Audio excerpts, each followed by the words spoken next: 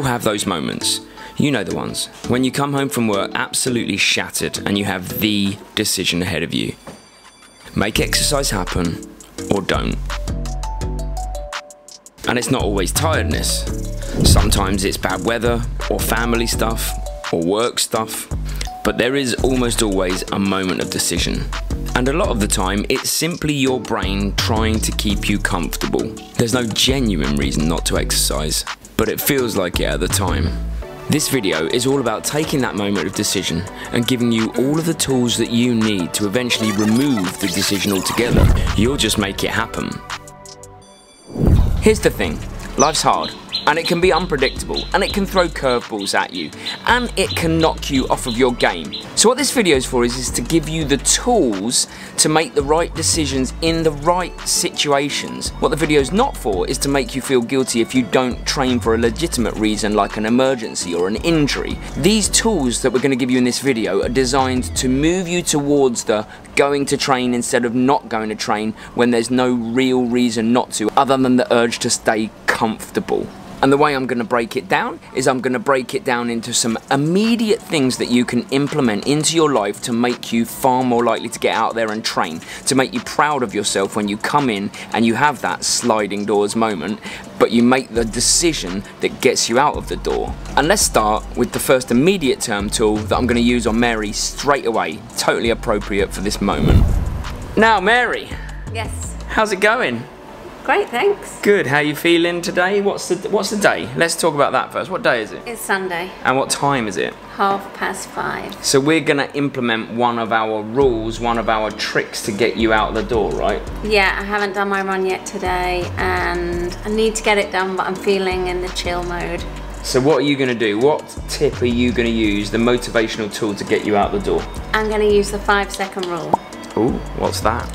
It's where you commit to what you want to do, and you count down from 5, and you have to have moved by 1 to go and make it happen. Yeah, so the way that this works is that you count down from 5, and if you get to 0 and you do nothing, the brain wins. It keeps you comfortable. But if you move, any type of movement, even just standing up, it overrides that comfort want from the brain, and it gets you started. So you're going to do it now? Okay, let's do it. 5, 4. It's a slow count. 3, going. Okay, well she did it before 0, but it works. She's overridden her brain's desire to stay comfortable, and she's got herself at least up to the bedroom where she can change into her running gear and go out for a run. Tip number 1, the 5-second rule. Looks like the 5-second rule worked, Mare. Ready to go? Okay, get yourself out there and you're going to implement another rule to make sure you stay out there, right? I absolutely am. Ooh.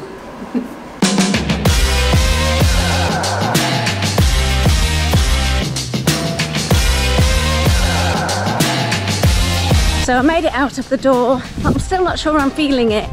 So this is when I need to implement what is actually my favourite rule, the 10-minute rule. And this is what you use if you aren't really in the mood, but you're going to give it your best shot. So you get out there, you go for 10 minutes, and if you really want to quit after 10 minutes, that's fine. It's a totally guilt-free out of the run or of your exercise. But do you know what? I've never quit. Once that 10 minutes is underway, I'm always in a place where I'm realizing how good it feels to be out there. So it works for me.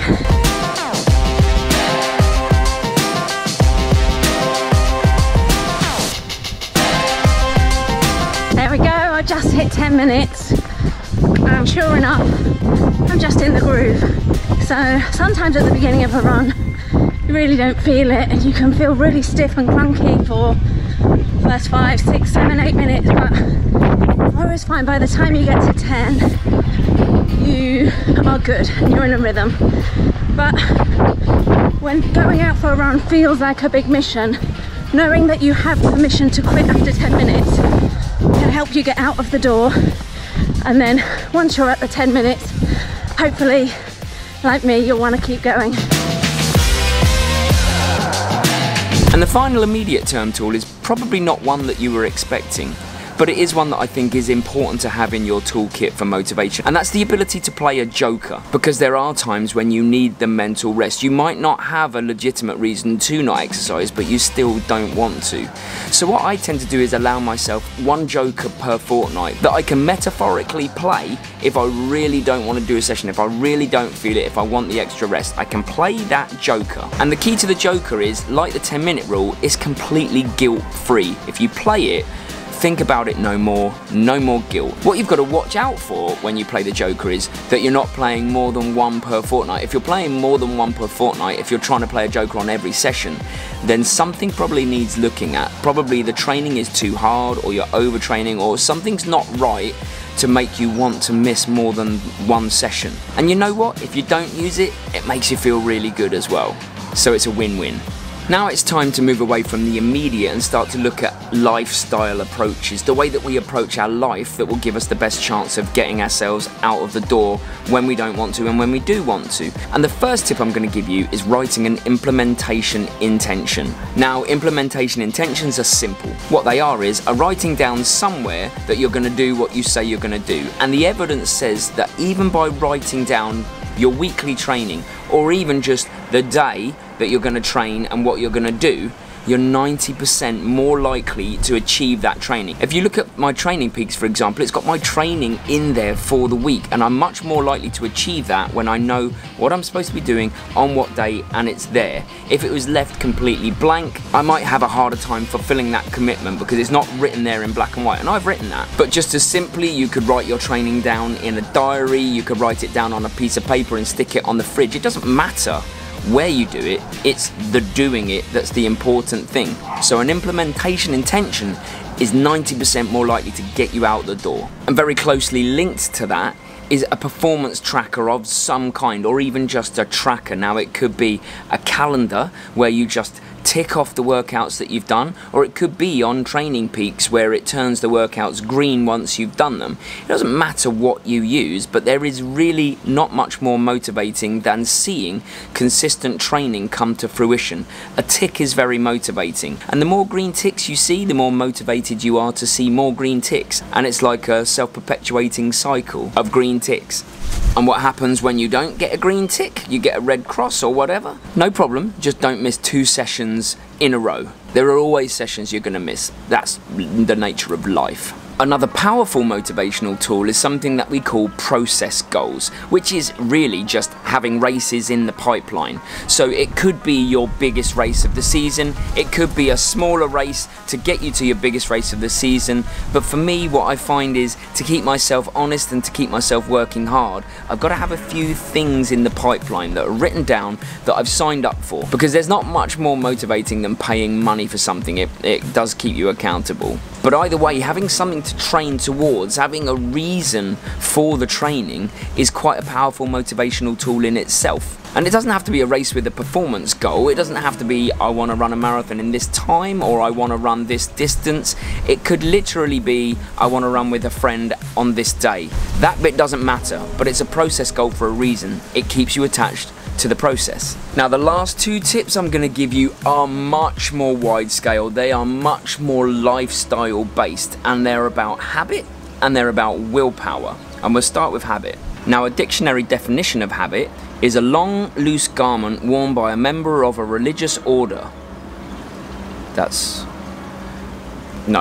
the wrong one. It's a settled or regular tendency or practice, especially one that's hard to give up. So how do we make our exercise a habit, I can hear you asking, probably. Well, it's difficult. Obviously, habits take a long time to form, so you've got to work out how to do it. Personally, I would recommend reading Atomic Habits by James Clear, where he really breaks down what a habit is, but also he gives you really practical tips about how you can establish new habits into your life and make them stick.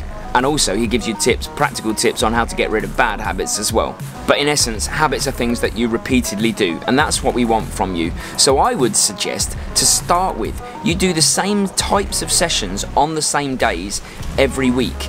Eliud Kipchoge is a perfect example of someone who is so deeply ingrained in habit and consistency that his training doesn't really change very much week to week. It's very consistent, and therefore it allows him to be habitual. He knows what's coming, he's comfortable with what's coming, and he doesn't have to make too many decisions about I do and I don't want to do this. So if you know that you're going to be usually running an interval session on a Tuesday, that takes away some of the decision making, it takes away some of the anxiety, and perhaps you do your long run at the weekend like we do as well. I know that's happening, it's there in my plan, and it allows me to be slightly more habitual with everything.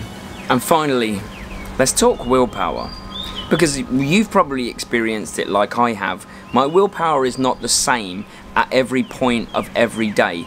There are moments when my willpower is cast iron. I could look at a piece of chocolate and I could say, no, I'm not eating you today. And there are days when I could eat pretty much anything that's put in front of me that's sweet. Cake, chocolate, everything. I got no willpower, and I'm sitting there almost crying eating it. And it took me ages to figure out why that was. For me, it was as simple as this analogy.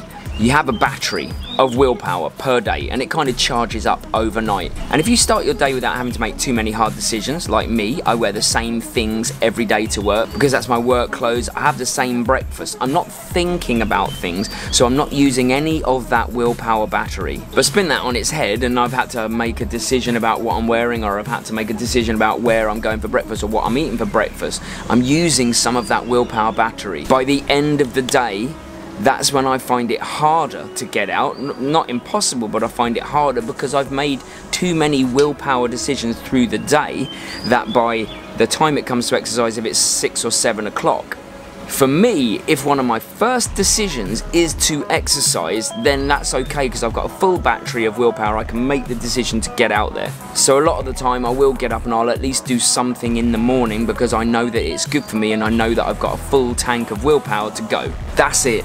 That's the end of my motivational toolbox. I've thrown at you everything that I can possibly think of. That's about 7 or 8 tips right there, that each one in isolation will give you a better chance of getting you out the door when you don't want to. You put them all together and you're almost never going to make the incorrect decision. It will create such a habitual, such a focused, such a purposed runner that when you get in the door, it won't even be a decision. You will just carry on walking, you'll put your running gear on or whatever, and you'll get yourself out. That's what I want. And what's this video not for? It's not for getting you to push through an injury. It's not to get you to override your self-preservation instinct. That's why you've got the Joker. It is to get you out the door on those sliding doors moments. As simple as that, and it does work. And I really hope it helps you. And if you've got any of your own, then make sure that you write them in the comments. So let's finish on a high. If you want a training plan that will take you from any distance that you are at to any distance that you want to get, then here's my ultimate beginner to marathon training plan. And below that is the 9 hard truths of being a runner, which I think you probably need to know if you want to start taking running seriously if you don't already. And if you haven't subscribed, no hard sell, but consider sticking around because there's more where this came from. See you Sunday, getting closer to race day.